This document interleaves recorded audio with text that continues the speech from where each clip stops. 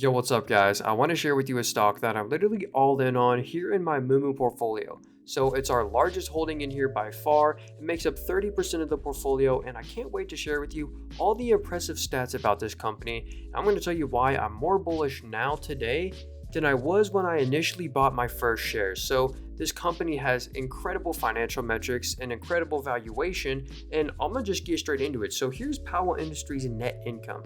They made $46 million in the most recent quarter, which is up like crazy year over year. Like, look at the growth rate of this net income. But point being, just look at the most recent quarter of $46 million in net income. Remember that number. Their dividend only cost $3.18 million.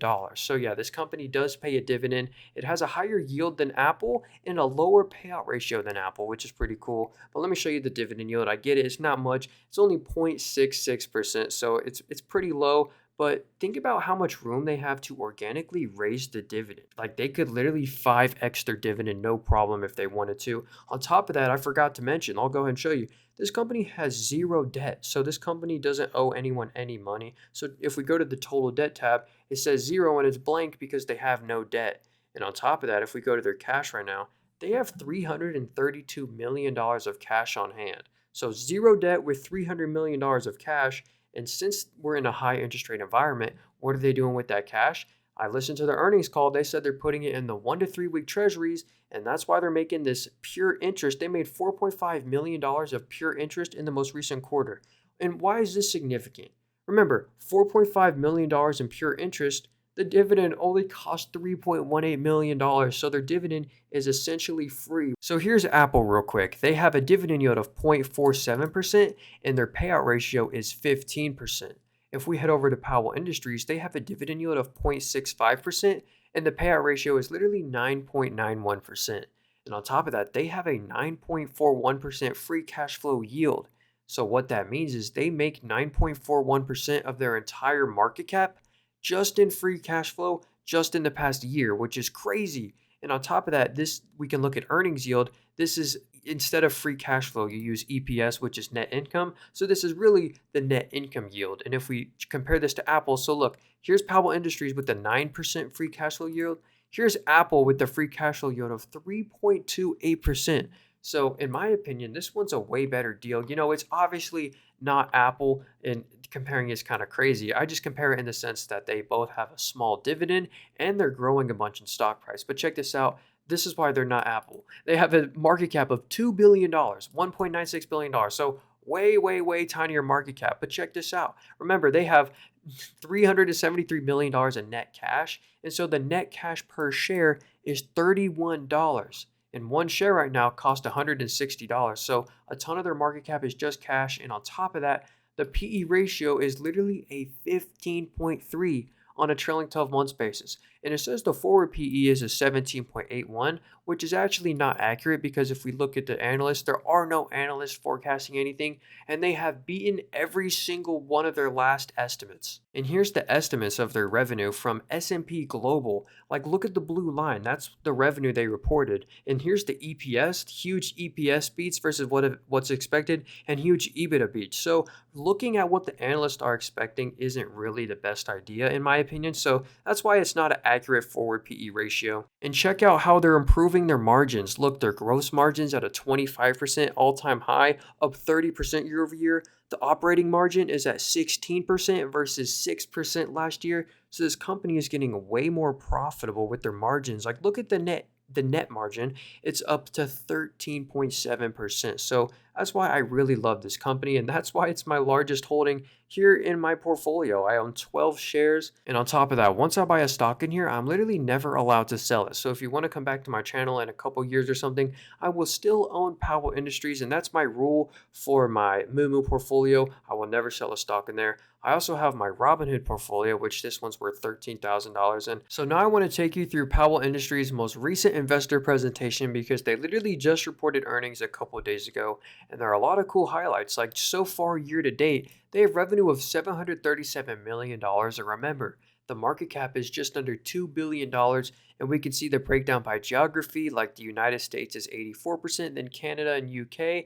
We can also see the revenue breakdown by sector. So oil, gas, and petrochemical is their largest industry, and it's the largest growing industry for them. So they're also, oh, and the electric utilities and the data center. So that's what the commercial and other industrial is.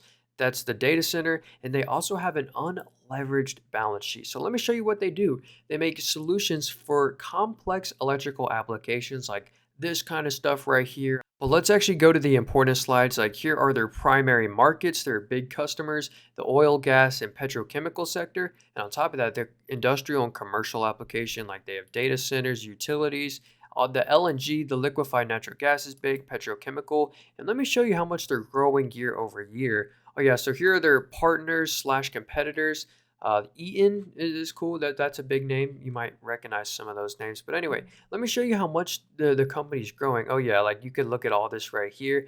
This is 2019. Here's what we want to look at. This is the most recent quarter, and we can just see the huge growth in every single metric, from the diluted earnings per share, from the operating cash flow to the EBITDA margin to the gross profit. I mean, everything's growing. But here's what's super impressive. It's their backlog. Check this out, their book to bill ratio. This is all the orders they have. They have so many orders, and they're booked into fiscal 2026. So this company is backed up with orders. They say a healthy backlog. And this is the year to date backlog right here. So it's pretty much the same from 1 year ago, slightly up, but that's because they're fulfilling orders, collecting that net income. But so far, these are the new orders. So they're getting new orders. The book to bill is literally going up. So yeah, that's what's awesome. Oh yeah, here's the revenue growth. So international revenue is only 16%, and the US revenue is 84%. And you can kind of see the growth. Look, just year to date so far, they're already past 2023. And it's almost like that for international revenues. But here's the total revenue combined. Pretty cool. Their electrical standards, they're all the certified. And here are where all of their locations are. They have a lot of locations in Texas. That's where they're headquartered.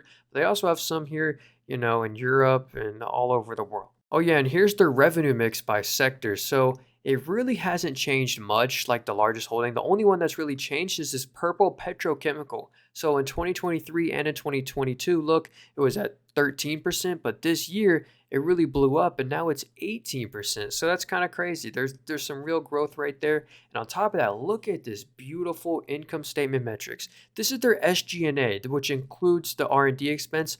Look at this. It's flat, if not down. The gross profit's up, the EBIT is up, the backlog and EPS is up, and their expenses are flat, if not down.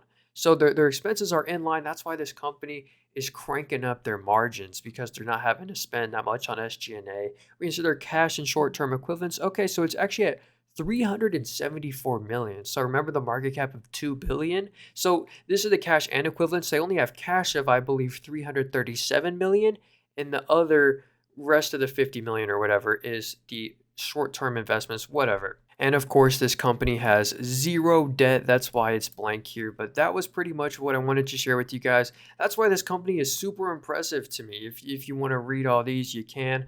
But yeah, thank you guys so much for watching. If you do like this kind of stuff and want to see more of these videos, don't forget to drop a like on the video. And if you leave a comment, I will respond to every single comment. But I hope you guys have a great rest of your day. And I'll see you guys in the next video.